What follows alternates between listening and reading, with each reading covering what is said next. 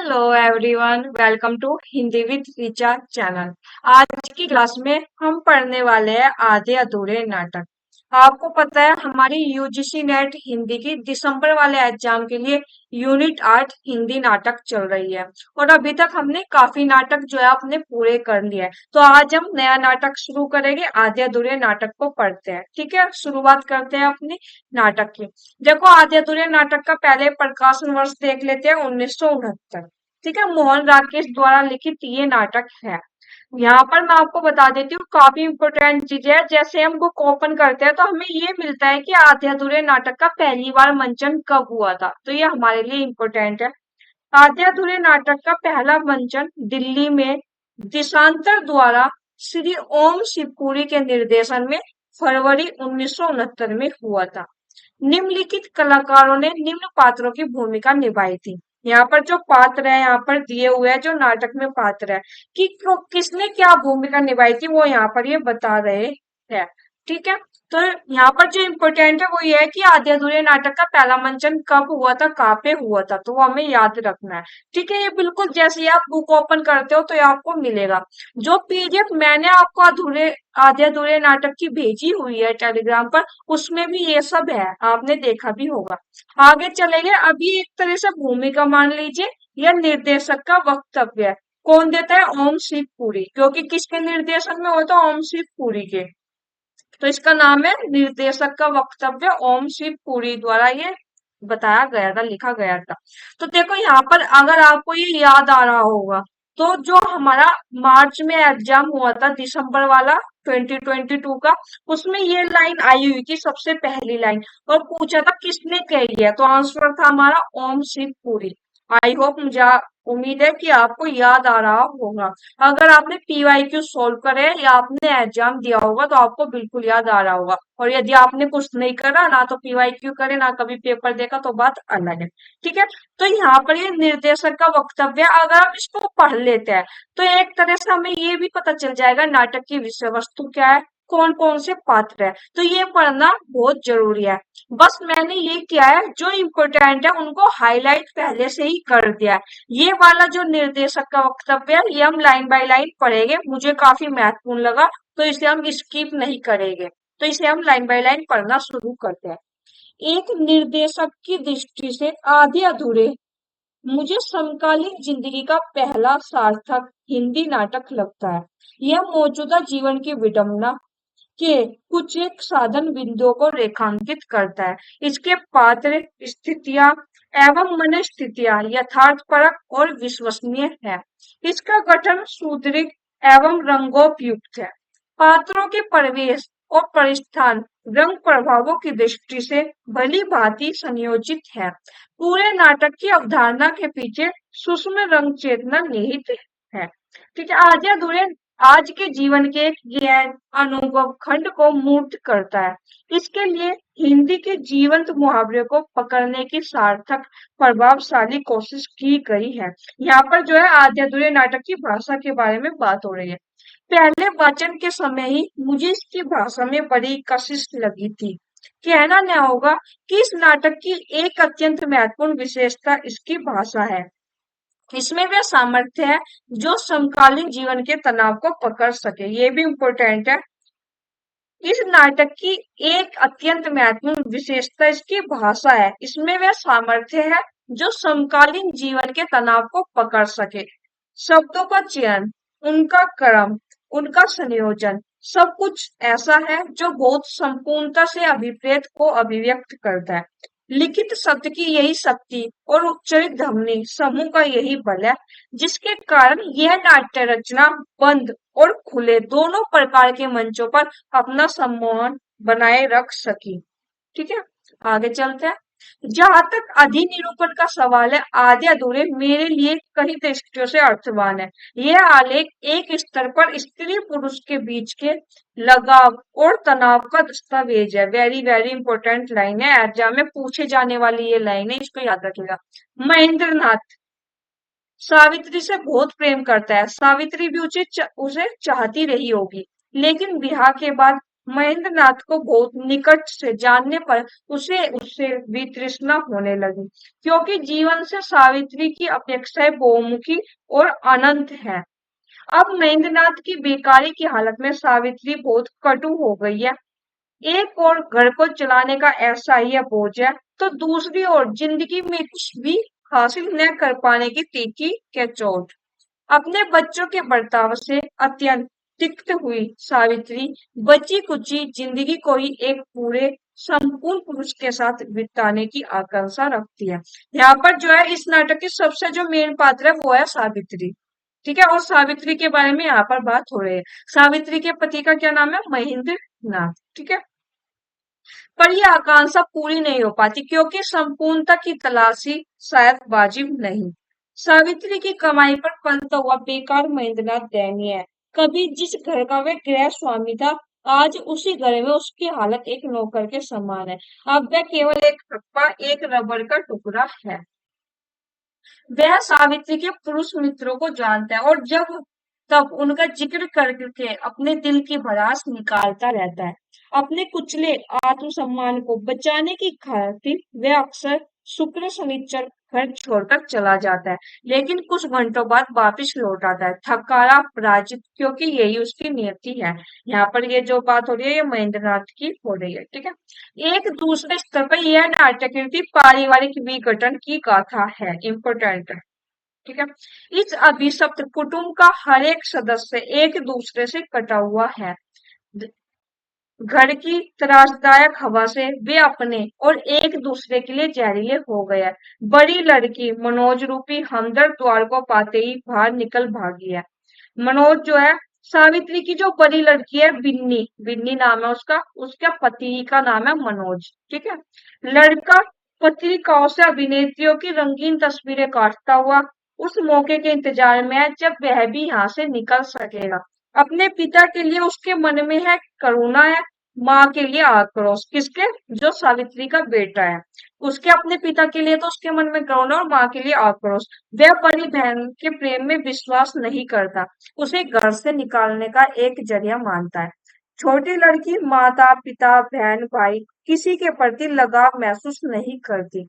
अपनी छोटी छोटी आवश्यकताओं की आपूर्ति से बेहद कड़वी होकर वह कैंची की तरह जुबान चलाती है, और यौन संबंधों में वह दिलचस्पी लेने लगती है जो उसकी आयु से कहीं आगे है।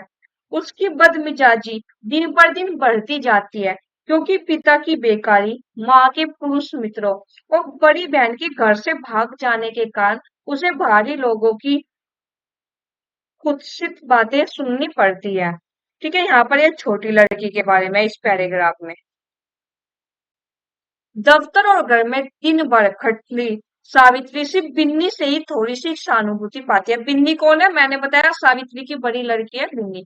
हालांकि बिन्नी भी उससे इसी सवाल की तलबगार है कि इस घर में ऐसा क्या है जो यहाँ से निकल जाने के बाद भी उसके और मनोज के बीच काली छाया के समान आ जाता है। अशोक सावित्री के प्रभावशाली व्यक्तियों से संबंध बनाने का विरोधी है। अशोक कौन है? सावित्री का लड़का। क्योंकि ऐसे लोगों के घर में आने पर वे अपनी निगाह में जितना जितना छोटा है उससे कहीं और छोटा हो जाता है। कौन? अशोक के बारे में ये है। कुल मिलाकर ये पारिवारिक अंतर संबंध दिलचस्प ढंग से बहुस्तरीय है। एक अन्य स्तर पर यह नाट्य रचना मानवीय संतोष के अधूरेपन का रेखांकन है। जो जिंदगी से बहुत कुछ चाहते हैं उनकी तृप्ति अधूरी ही रहती है। महेंद्रनाथ, सिंघानिया, जगमोहन, जुनेजा। इम्पोर्टेंट बात, ये अलग अलग गुणों के चार पुरुष हैं।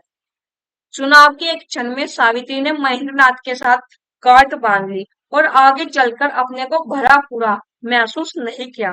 लेकिन अगर वे महेंद्रनाथ की बजाय जगमोहन से रिश्ता जोड़ती तब भी अनुभूति वही रहती, क्योंकि तब जगमोहन में जुनेजा के गुण नहीं मिलते, और इस तरह यह चक्र चलता ही रहता है। एक स्तर पर यह नाटक मेरे लिए व्यक्तियों की विभिन्नता के बावजूद मानवीय अनुभव की समानता का दिग्दर्शन है। इसके लिए नाटककार ने एक ही अभिनेता द्वारा 5 पृथक भूमिकाएं निभाए जाने की दिलचस्प रंग युक्ति का सहारा लिया है। एक ही पुरुष है जो 5 भूमिकाएं निभा रहा है। ठीक है। चार तो ये हमने देख ली, महेंद्रनाथ, सिंगानिया, जगमोहन, जुनेजा। एक बिल्कुल शुरू में आता है आदमी, काले सूट वाला आदमी, वो भी मैंने रखा हुआ है, जब आप अच्छे से समझ पाओगे। ठीक है। सारे पांच जो है पृथक भूमिकाएं निभाए जा रहा है एक अभिनेता। महेंद्रनाथ की जगह जगमोहन को रख देने से, या जगमोहन के स्थान पर जुनेजा को रख देने से स्थिति में कोई बुनियादी अंतर नहीं पड़ता, क्योंकि परिस्थितियों के एक ढांचे में व्यक्ति लगभग समान ढंग से बर्ताव करता है। इसी अनुभव पर बल देने के कुछ एक प्रदर्शनों में नाटक की शुरुआत के साथ एक स्पोर्ट कमरे में लगे मुखौटे को आलोकित करता था। आधे अधूरे का कार्यस्थल मकान का बैठने का कमरा है, जिसमें सोफे, कुर्सियां, मेजें, अलमारी, किताबें, फाइलें आदि है। यह कमरा एक समय साफ सुथरा रहा होगा, पर सालों की आर्थिक कठिनाइयों के कारण अब सब पर धूल की तह जम गई है। खोपड़ी पर चटकन है, दीवारें मटमैली हो गई है, परिवार का हर सदस्य एक दूसरे से कटा हुआ है। घर की हवा तक में उस स्थायी तलखी की गंध है, जो पांचों व्यक्तियों के मन में भरी हुई है। घुटन, आक्रोश, विद्रूप, दम घोटने वाली मनुष्यत जो मरघट में होती है। इस तनाव भरे वातावरण के संप्रेषण के लिए मुझे पहले बॉक्स सेट ही उपयुक्त लगा, और कई प्रारंभिक प्रदर्शनों में उसे ही अपनाया गया। साथ ही कुछ एक प्रदर्शनों में नाटक के शुरू और अंत में ऐसे पार्श्व संगीत का व्यवहार किया गया, जिसकी ध्वनि तरंगे शमशान भूमि की विरागनी को संप्रेषित करती थी। नाटक के शुरू के कुछ प्रदर्शन बंद प्रेक्षागृहों में हुए। जब मुक्ता, काशी, त्रिवेणी में प्रदर्शन की बात आई, तो कुछ मित्रों ने शंका प्रकट की कि नाटक संभवतः खुले मंच के लिए उपयुक्त नहीं है। उसमें नाटक के तनाव और सघनता के बिखर जाने का खतरा है। लेकिन मेरी यह मान्यता है कि गंभीर नाट्य दल को दर्शक पाने के लिए नए रास्ते ढूंढने होंगे। इम्पोर्टेंट है ये भी लाइन।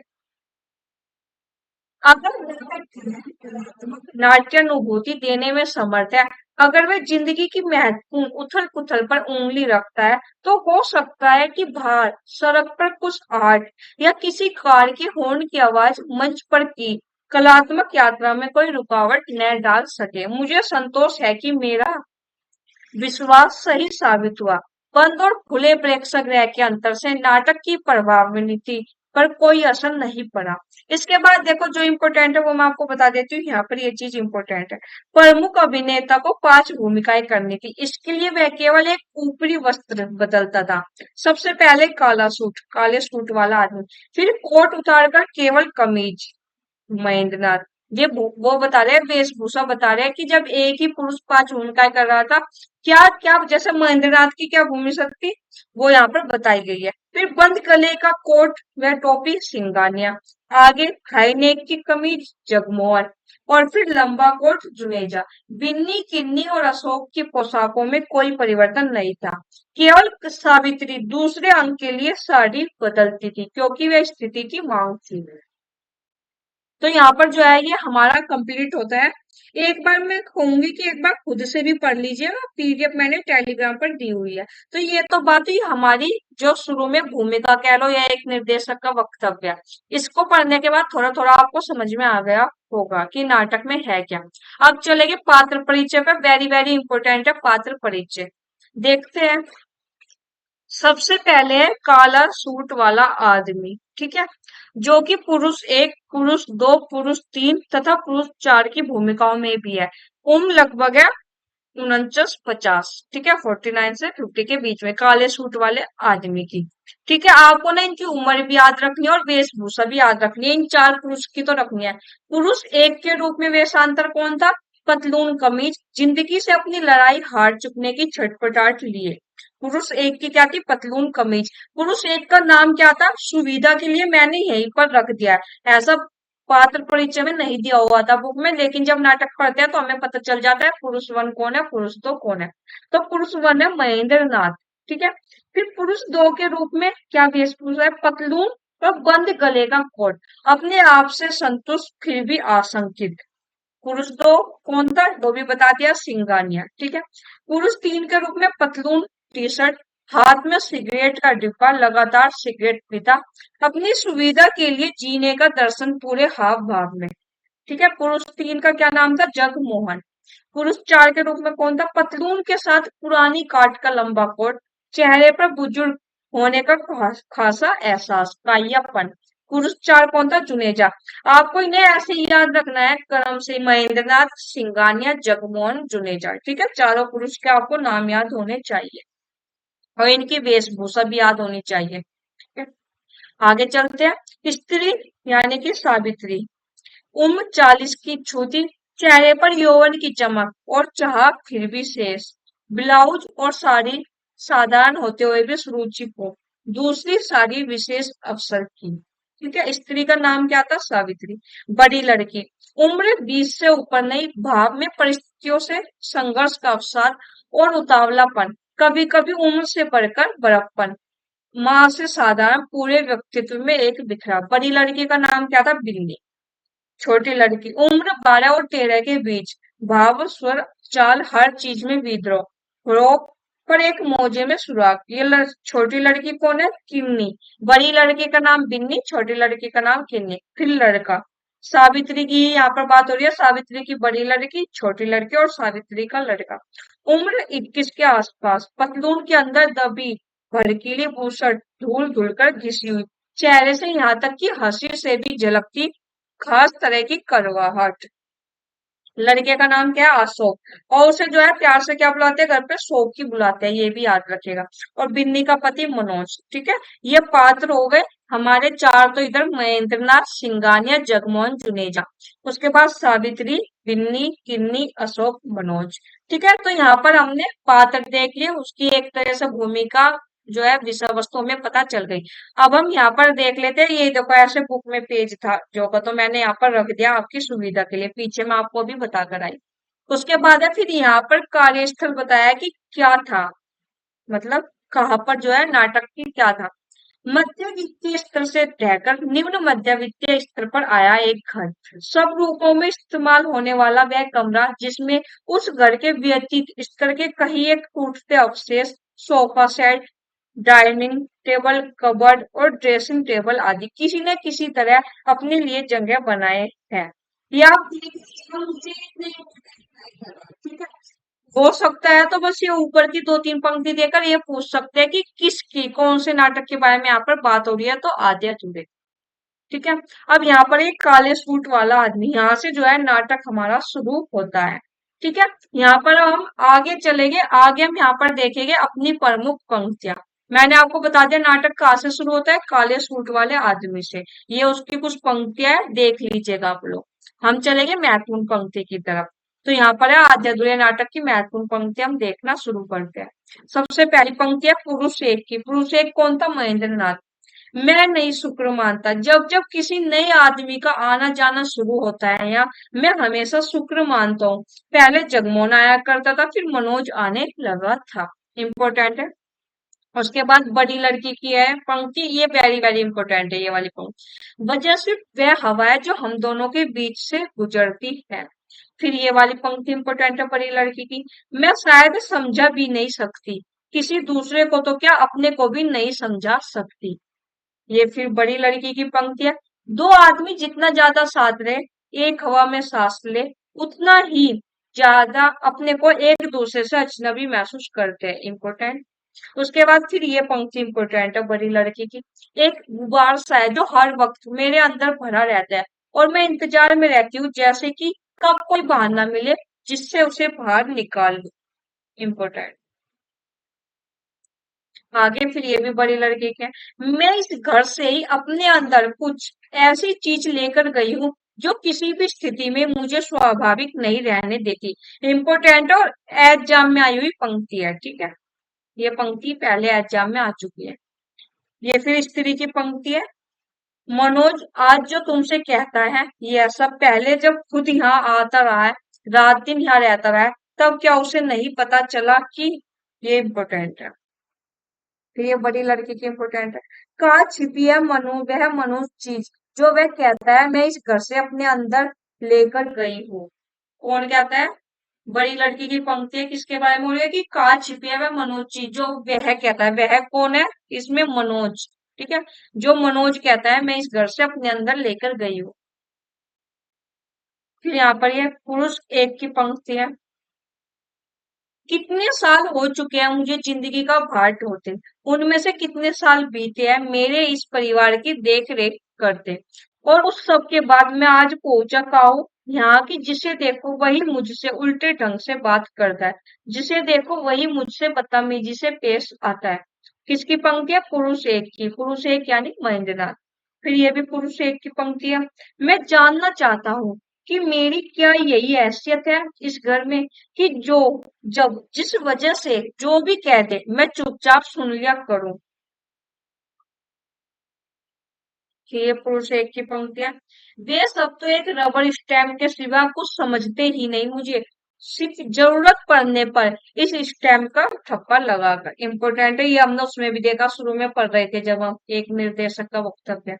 फिर ये भी पुरुष एक की पंक्ति है, मैं इस घर में एक रबर स्टैम्प भी नहीं, सिर्फ एक रबर का टुकड़ा हूँ, बार बार घिसा जाने वाला रबर का टुकड़ा। इंपॉर्टेंट पंक्तियां दोनों याद रखिएगा, एग्जाम में आने की पूरी संभावना है। अगर पंक्ति आती है आधे अधूरे नाटक से तो ये पंक्ति आने की संभावना है। आगे, अधिकार, रुतबा, इज्जत, यह सब बाहर के लोगों से मिल सकता है इस घर को, पुरुष एक की पंक्ति है। फिर यहाँ पर ये पंक्ति है, मुझे पता है मैं एक कीड़ा हूँ जिसने अंदर ही अंदर इस घर को खा लिया है। कौन कह रहा है, पुरुष एक कह रहा है। हो सकता है आप यहाँ पे सावित्री से कंफ्यूज हो जाओ, याद रखना पुरुष एक बोल रहा है महेंद्र नाथ। फिर ये लड़का, लड़का कौन था, अशोक। अच्छा, यह बतलाइए कि आपके राजनीतिक विचार क्या है। राजनीतिक विचार है मेरी खुजली और उसकी मरहम। इम्पोर्टेंट। फिर लड़का, ये वाली पंक्ति इम्पोर्टेंट है, आप क्या सोचते हैं आजकल युवा लोगों में कितनी अराजकता क्यों है। सरकारी हिंद के लफ्ज लाता है युवा लोगों में अराजकता। ये भी इम्पोर्टेंट है, किसकी, अशोक की पंक्ति है दोनों। स्त्री की पंक्ति यानी कि सावित्री की पंक्ति है, एक मशीन जो कि सबके लिए आटा पीस कर रात को दिन और दिन को रात करती रहती है, मगर किसी के मन में जरा सा भी ख्याल नहीं है इस चीज के लिए कि कैसे मैं। अच्छा, ये ना आपको अभी तो आपको इजी लग रही होगी ये वाली पंक्ति, लेकिन मैं बता देती हूँ, एग्जाम में ये पूछ लिया, मान लीजिए ये पूछ लिया किस नाटक की पंक्ति है, और ऑप्शन में जो कहते हैं अंजू दीदी दिया रहा, तो आप अंजू दीदी की तरफ जा सकते हो। ठीक है, तो इसलिए इसको थोड़ा ध्यान से रख लीजिए। अगर ये पूछा किस पात्र की है, फिर तो आप लगा लोगे, आपको पता चल जाएगा, आप अंदाजा लगा लोगे। लेकिन ये पूछ लिया किस नाटक की है और ऑप्शन में अंजू दीदी मिला, तो कंफ्यूज होने के चांस है, तो इसे याद रखिएगा। पुरुष दो, पुरुष दो कौन था, सिंगानिया। अंतरराष्ट्रीय संपर्क है कंपनी के, जो सभी देशों के लोग मिलने आते रहते हैं। जापान से तो पूरा एक प्रतिनिधि मंडली आया हुआ था पिछले दिनों। पुरुष दो, तबकि जब मैं अपने विश्वविद्यालय की साहित्य सभा का मंत्री था। इसमें एक क्वेश्चन बन सकता है कि कौन सा पुरुष अपने समय में विश्वविद्यालय की साहित्य सभा का मंत्री था, तो याद रखिएगा पुरुष दो यानी कि सिंगानिया। पुरुष दो की पंक्ति है, जलवायु की दृष्टि से जो देश मुझे सबसे पसंद है वह है इटली। तो ये भी पूछा जा सकता है कि आधे अधूरे नाटक के अनुसार सिंगानिया को जलवायु की दृष्टि से कौन सा देश पसंद था, जैसे कि आजकल आपने देखे क्वेश्चन बन रहे हैं, तो याद रखिएगा इटली। पिछले वर्ष काफी यात्रा पर रहना पड़ा, पर पूरा यूरोप घूमा, पर जो बात मुझे इटली में मिली वह और किसी देश में नहीं। पुरुष दो की ही पंक्तियां, मैं प्रायः कहा करता हूँ कि खाना और पहनना, इन दो दृष्टियों से वे अमेरिकन भी यही बात कह रहा था कि जितनी विविधता इस देश के खान पान, इस देश मतलब भारत के खान पान और पहनावे में है, और वही क्या सभी विदेशी लोग इस बात को स्वीकार करते हैं। फिर यहाँ पर एक ये मुझे इम्पोर्टेंट लगा, ये संवाद देख लेते हैं। पुरुष तो कहता है, मूल्यों का प्रश्न है, मैं प्राय कहा करता हूँ बैठो तुम लोग, मैं सड़क तक चल रही हूँ साथ। पुरुष दो की यहाँ से ही देखेगा, इस देश में नैतिक मूल्यों के उत्थान के लिए तुमने भाषण सुना है, वे जो आए हुए आजकल, क्या नाम है उनका, लड़का निरोध मैत्री। इम्पोर्टेंट है, ये देख लीजिएगा आप लोग। फिर स्त्री की पंक्तियां, मैं मिन्नत खुशामद से लोगों को घर पर बुलाऊं और तू आने पर उनका मजाक उड़ाए, उनके कार्टून बनाए, ऐसी चीजें अब मुझे बिल्कुल बर्दाश्त नहीं। एक स्त्री कह रही है, अपने लड़के को कह रही है, अशोक को। जिनके आने से हम जितने छोटे हैं उससे और छोटे हो जाते हैं अपनी नजर में। लड़का यानी कि अशोक कह रहा है, और ये हमने उसमें भी देखा था, अभी जो शुरू में पढ़ के आई है, एक निर्देशक का वक्तव्य में। फिर यहाँ पर ये पंक्ति इंपोर्टेंट है स्त्री की। अगर मैं कुछ खास लोगों के साथ संबंध बनाकर रखना चाहती हूँ तो अपने अपने लिए नहीं, तुम लोगों के लिए। पर तुम लोग इससे छोटे होते हो तो मैं छोड़ दूंगी कोशिश। फिर एक स्त्री की ये पंक्ति इंपोर्टेंट है, देख लीजिएगा। फिर यहाँ पर ये पंक्ति है। आज आ गया है जब खुद ही मुझे अपने लिए कोई ना कोई फैसला, मेरे करने से जो कुछ हो सकता था इस घर का हो चुका आज तक। मेरी तरफ से यह अंत है, उसका निश्चित अंत। स्त्री की ये पंक्ति है, इम्पोर्टेंट है। छोटी लड़की, कभी मेरे बर्थडे प्रेजेंट की चूड़ियां दे आता है उसे, कभी मेरा प्राइज का फाउंटेन पेन। ये अपने भाई से कह रही है। मैं अगर मम्मा से कह देती हूँ तो अकेले में मेरा गला दबाने लगता है। बड़ी लड़की, किसकी बात कर रही है? या लड़का, ऐसी बक रही है झुठमुठ। छोटी लड़की, झुठमुठ, मेरी फाउंटेन पेन तेरी वर्णा के पास नहीं है। तो याद रखिएगा एक बात यहाँ पे, हल्स बस नाम नाम आया है वर्णा का। लेकिन आजकल जैसे क्वेश्चन बन रहे हैं तो भरोसा नहीं, पूछ ले। तो ये नाम भी आप याद रखिएगा। स्त्री की पंक्ति है। मुझे उससे कुछ जरूरी बात करनी है, उसे कोई काम थे शाम को जो उसने मेरी खातिर कैंसिल किया है। बेकार आदमी नहीं है वह कि जब चाहा बुला लिया, जब चाहा कह दिया जाओ आओ अब। मैं वहां पहुंच गई हूँ जहां पहुंचने के लिए डरती रही हूँ जिंदगी भर। इम्पोर्टेंट।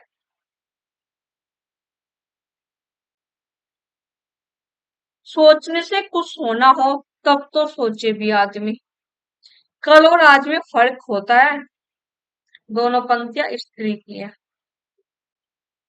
छोटी लड़की, जब नहीं हो होना होता तो सब लोग होते हैं सिर पर, और जब हो होना होता है तो कोई भी नहीं दिखता कहीं। छोटी लड़की की ये पंक्ति है, किन्नी नाम है, किन्नी की ये पंक्ति। पुरुष चार, तुमने इस तरह शिकंजे में कस रखा है उसे कि वह अब अपने दो पैरों पर चल सकने लायक भी नहीं रहा। पुरुष चार की पंक्तियां। पुरुष चार कौन था? जुनेजा। ठीक है। फिर ये बड़ी लड़की की पंक्ति है। डैडी का चीखते हुए मम्मा के कपड़े तार तार कर देना, उन्हें मुंह पर पट्टी बांधकर उन्हें बंद कमरे में पीटना, खींचते हुए गुसल खाने में कमोर पर ले जाना। मैं तो बयान भी नहीं कर सकती कि कितने कितने भयानक दृश्य देखे हैं इस घर में मैंने। कोई भी बाहर का आदमी उस सबको देखता जानता तो यही कहता कि क्यों नहीं बहुत पहले ही ये लोग। इम्पोर्टेंट है। किसकी पंक्ति है? बड़ी लड़की की। और किससे कह रही है? पुरुष चार से कह रही है, जुनेजा से कह रही है। स्त्री, असल में आदमी होने के लिए क्या जरूरी नहीं कि उसमें अपना एक मादा, अपनी एक शख्सियत हो।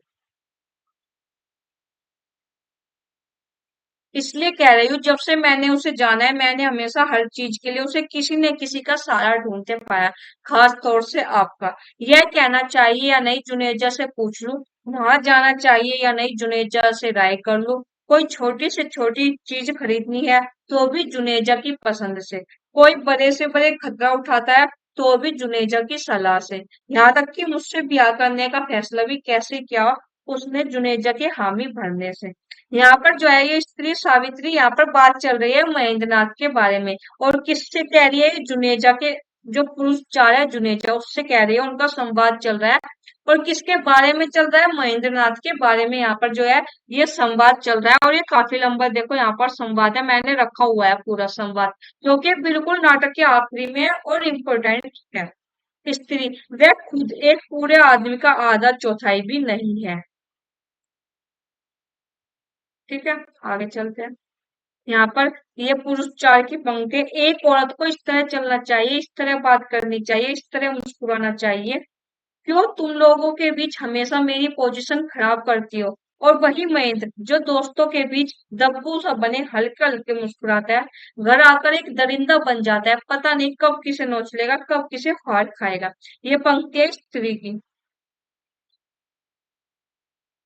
देखो यहाँ पर ना, ये संवाद शुरू होता है पूर्व स्त्री का, पूरा एक पेज का है। तो एक पेज में यहाँ पर एक स्लाइड में नहीं आ रहा था, तो मैंने इसे दो तीन में डिवाइड करके रखा है। ये पूरा स्त्री का संवाद चल रहा है पुरुष 4 जुनेजा से। यहाँ पर उसमें एक तो ये पंक्ति इंपॉर्टेंट है और फिर यहाँ पर ये पंक्ति इंपॉर्टेंट है। वह नफरत करती है इस सबसे, इस आदमी के ऐसा होने से। वह एक पूरा आदमी चाहती है अपने लिए, एक पूरा आदमी। तो ये स्त्री की पंक्तियां पढ़कर ऐसा लगेगा कि उसके स्त्री के बारे में है, यानी कि सावित्री के बारे में है। नहीं, ये खुद सावित्री की पंक्ति है। मतलब ऐसा लगेगा ये किसी और ने बोला है सावित्री के बारे में। तो इसे पढ़कर थोड़ा कंफ्यूज मत होना, याद रखिएगा सावित्री की पंक्ति। फिर ये कुल 4 पंक्तियां। बिना हार मास का पुतला, या जो भी कह लो, तो उसे पर मेरी नजर में वे हर आदमी जैसा एक आदमी है, सिर्फ इतनी ही कमी है उसमें। स्त्री, ये आप मुझे बता रहे हैं जिसने 22 साल साथ जीकर जाना है उस आदमी को। तो मैं स्त्री कितने साल से साथ में है? 22 साल। इंपोर्टेंट है, याद रखेगा, ठीक है, 22 ईयर। फिर यहाँ पर ये पंक्ति इंपोर्टेंट है, पुरुषार महेंद्र की जगह इनमें से कोई भी आदमी होता है, इनमें से कोई भी मतलब महेंद्र नाथ की जगह सिंगानिया होता, या जुनेजा होता, या जगमोहन होता, कोई भी आदमी होता तुम्हारी जिंदगी में, तो साल 2 साल बाद तुम यही महसूस करती कि तुमने गलत आदमी से शादी कर लिया है।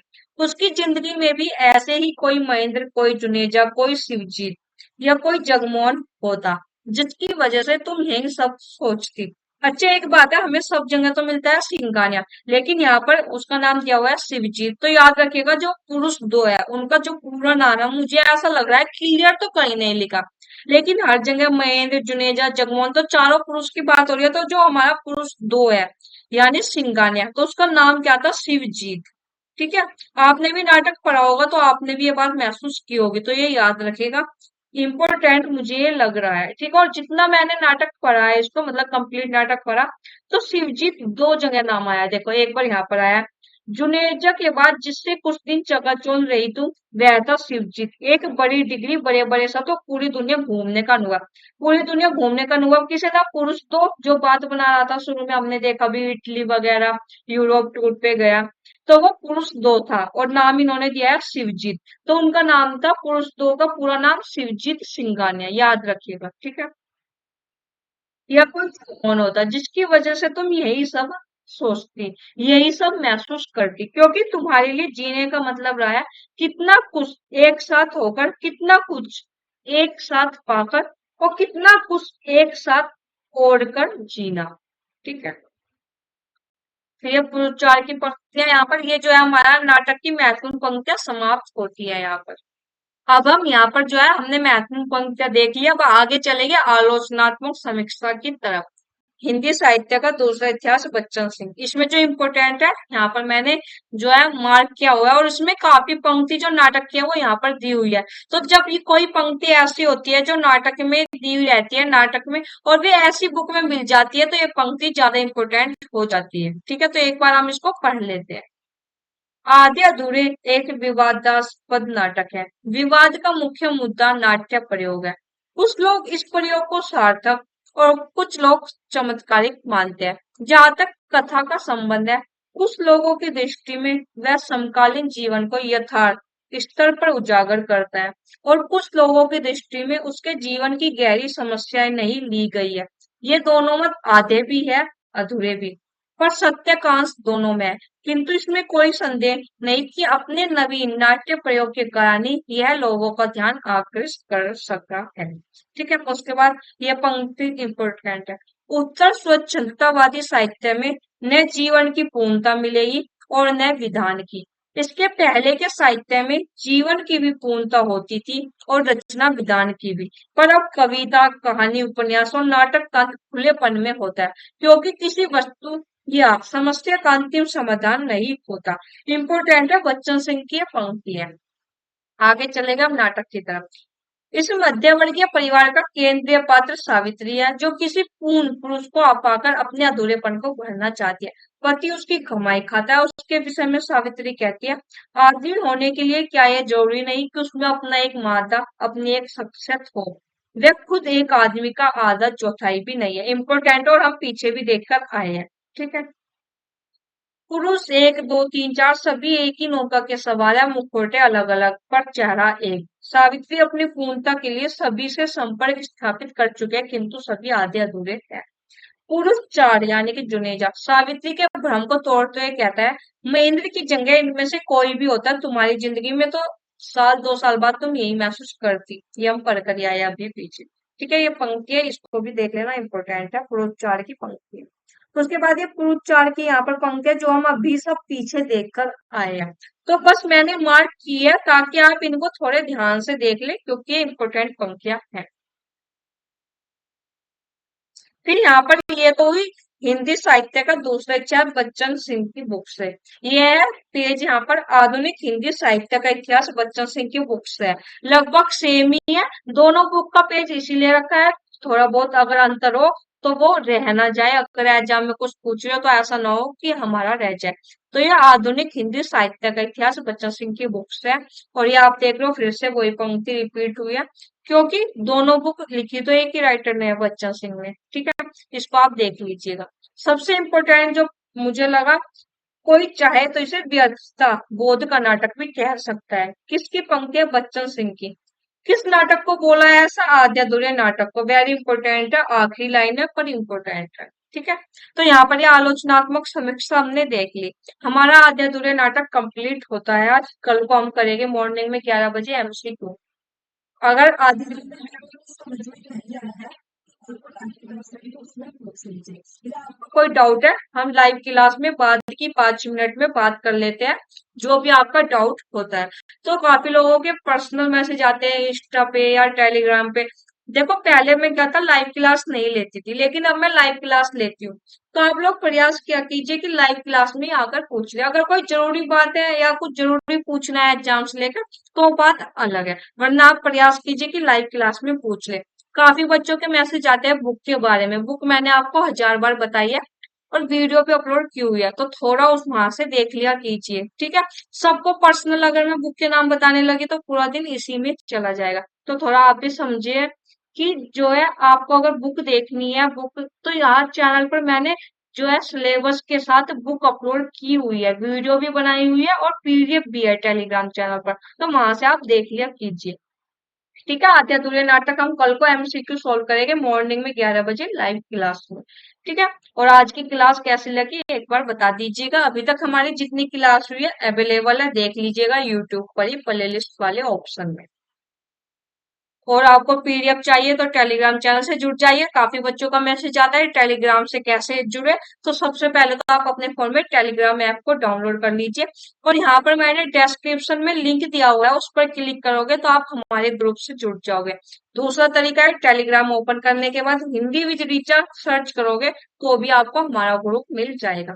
और अगर नहीं जुड़ पा रहे हो टेलीग्राम से तो इसी वीडियो के नीचे कमेंट कर दीजिएगा, मैं लिंक भेज दूंगी। और आपको कोई डाउट है, कोई जरूरी डाउट है एग्जाम को लेकर तो मुझे ईमेल कर दीजिएगा। ठीक है, और वीडियो अगर आपको अच्छी लगती है यूजफुल लगती है तो चैनल को लाइक सब्सक्राइब शेयर करना ना भूले। धन्यवाद।